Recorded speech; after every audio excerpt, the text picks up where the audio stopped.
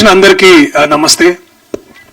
పాత్రికేయ సోదరిమణులకు అలాగే స్నేహితులు చాలా మంది ఉన్నారు. అండ్ ఎస్పెషల్లీ నేను మల్లేశం సమయం నుంచి వర్క్ చేస్తున్న ఎంతో మంది, వెంకటన్న, మహి అన్న, లక్ష్మణ్ సార్ అందరిని చూస్తుంటే నాకు చాలా చాలా ఇదే స్టేజ్ మీద 5 ఏళ్ల క్రితం మేము మల్లేశం ప్రీ రిలీజ్ చేసాం. అప్పుడు కూడా రాజు గారు పడుతున్న కష్టం, మళ్ళీ అలాంటి కష్టం, మళ్ళీ అవే కళ్ళు, మళ్ళీ ఇప్పుడు ఇది అవుతుందా కాదా, మళ్ళీ అదే ప్రోటోకాల్, అందరి టెక్నీషియన్స్ ని ముందు పిలిచి తర్వాత యాక్టర్లు పిలిచి. So it also feels like coming back home. So thank you Raju garu నన్ను ఇక్కడికి ఇన్వైట్ చేసినందుకు. నేను కూడా ఇక్కడికి రావడానికి ఇంకో ముఖ్య కారణం ఏంటంటే కృతజ్ఞత. ఎందుకు అంటే నా జీవితంలో, నా కెరియర్లో ఒక కొత్త ఊపిరినిచ్చి నాకు కొత్త మార్గదర్శకం చేసిన సోదర సమానుడు రాజు గారు. అండ్ నిజంగా నేను కూడా మళ్ళీ ఇంకొకసారి ఈ వేదికగా, అంటే ఎన్నో వేదికల మీద ఎన్నో సార్లు, ఎన్నో సమయాల్లో, ఎన్నో సందర్భాల్లో బలగం గురించి మాట్లాడినా, లేకపోతే నిన్న మొన్న వచ్చిన కోర్టు కానీ సారంగపాణి గురించి మాట్లాడినా, ప్రతి ఒక్కరూ మళ్ళీ తిరిగి మాట్లాడే సినిమా మల్లేశం సినిమా. అది నాకు మీరు ఇచ్చినందుకు మళ్ళీ ఈ వేదికగా మీకు మళ్ళీ హృదయపూర్వకంగా ధన్యవాదాలు రాజు గారు. ఎప్పుడు రాజరాజు అని పిలుస్తున్నా, ఇప్పుడు ఇట్లా రాజు గారు అంటే నాకు కూడా. So it is great to know. And మళ్ళీ ఈ స్క్రిప్ట్ నాకు ముందు నన్ను అడిగారు చేయమని. నేను కొన్ని కారణాల వల్ల, వేరే ప్రాజెక్ట్స్ వల్ల చేయడం కాస్త ఆలస్యమైంది. అయినా నాకు తెలుసు ఎక్కడో మైండ్ లో ఎక్కడో ఒక రాజ్ గారి దగ్గర ఒక అన్స్టాపబుల్ బగ్ ఉంటుంది అనమాట. నన్ను ఎవరు ఆపేది, నేనేం చేయలేనా, ఇట్లాంటి ఒక అంటే ఇప్పుడు వదిలేస్తే ట్రంప్ మీద కూడా పోయి నిజంగా ప్రశ్నిస్తాడు ఆయన కూడా, నువ్వు 100% టారిఫ్ ఎట్లేస్తావు మా మీద అని. సో అట్లాంటి మనస్తత్వం ఉన్న వ్యక్తి ఇలాంటి ఒక సబ్జెక్ట్ ఎంచుకొని చట్టం అనేది అందరికీ సమానమేనా అని ప్రశ్నించడం అన్నప్పుడు నాకు కాస్త ఎక్కువ సర్ప్రైజ్ అవ్వలేదు, కానీ చాలా చాలా గర్వంగా ఫీల్ అయ్యాను. సో ఇక్కడికి నేను రావడానికి, ఇక్కడ నించొని మాట్లాడడానికి ముఖ్యమైన ఇంకో కారణం, ఇవాళ నేను చాలా గర్వపడుతున్నాను. నేను అన్నగా భావించే రాజు గారు ఇలాంటి ఒక సబ్జెక్ట్ తోటి, ఇలాంటి ఒక ఇంపార్టెంట్ టాపిక్ ని తీసుకొచ్చి హిస్టరీలోకి మళ్ళీ వెనక్కి వెళ్ళి ఇలాంటి సమాధానాలు, ఇలాంటి ప్రశ్నలు మళ్ళీ అడగడం చాలా చాలా ఇంపార్టెంట్ అని భావించి ఇలాంటి సినిమాలు చేయడం నిజంగా నేను ఎంతో గర్వపడుతున్నాను. అండ్ తెలుగు సినిమాకు కూడా చాలా చాలా lucky that we have a director like Raju garu, we have a producer like Raju garu. ఆయన నేను ఇప్పుడు కాదు ఎప్పుడు చెప్తుంటా, ప్రొడ్యూసర్ గా ఫెయిల్ అవుతారేమో కానీ డైరెక్టర్ గా, ఒక రచయితగా, ఒక మంచి మనిషిగా మనందరికంటే ముందు ఎంతో ముందుండి ఎంతో గొప్పవారు రాజు గారు. ఆ విషయంలో నాకు ఎటువంటి సందేహం లేదు. This goes by saying without any reasonable doubt.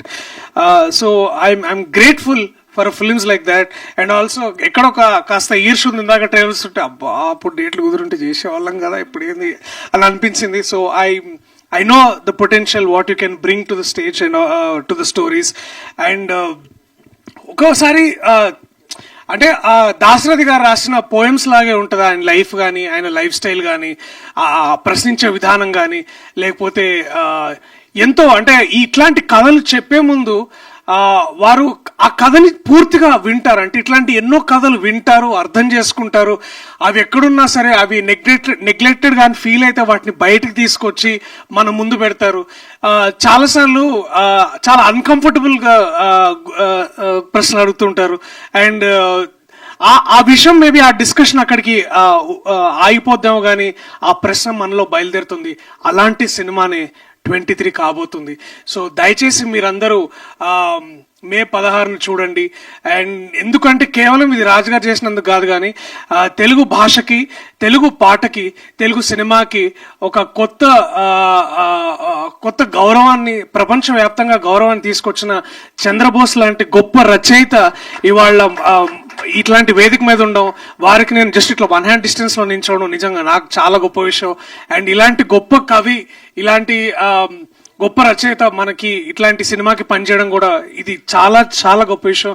Thank you Chandrabose గారు. అప్పుడు మల్లేశం చేసినందుకు మీరు జస్ట్ 8 AM మెట్రో చేయలేకపోయారు, బట్ ఇట్స్ ఓకే.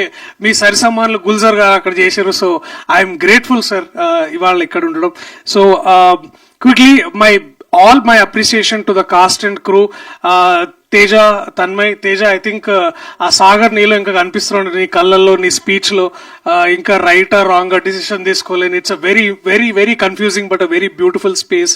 కంగ్రాచులేషన్స్. అలాగే మహేష్ గారు, కంగ్రాచులేషన్స్ సార్, మీరు కోచ్ నుంచి ఇప్పుడు యాక్టర్ అయ్యారు. సో మీకు ఇప్పుడు 360 ఎక్స్పీరియన్స్ వస్తుంది నాకు తెలిసి. Congratulations Tanmay on a very good performance. My brother Pavan Ramesh ఎక్కడో ఇట్లా కరెక్ట్ గా 8-8 ఏళ్ల క్రితం ఐ థింక్ ఏదో ఇట్లా ఊర్లు పడి విత్తనాలు అయ్యి అమ్ముకుంటే వీడియోలు చేసి అక్కడి నుంచి ఇవాళ to from the soil, from the man from the soil, the actor from the soil లాగా. అలాగే Bharath Srinivas, Vyas, of course my favourite Basha garu రంగస్థల నటుడుగా. అలాగే ఇవాళ సినిమాకి వారు ఇట్లా ట్రాన్సెండ్ వస్తుంటే thank you sir for doing this service to cinema also. Thank you so much. And also my dear friends Praneeth and again Venkatanna, నువ్వు అప్పుడు చెప్పినావు ఈ సినిమా నువ్వు చేయరా దర్శిది బాగుంటుందని, బట్ థ్యాంక్స్ అన్న అప్పుడు చెప్పినావు, సారీ నేను చేయనందుకు.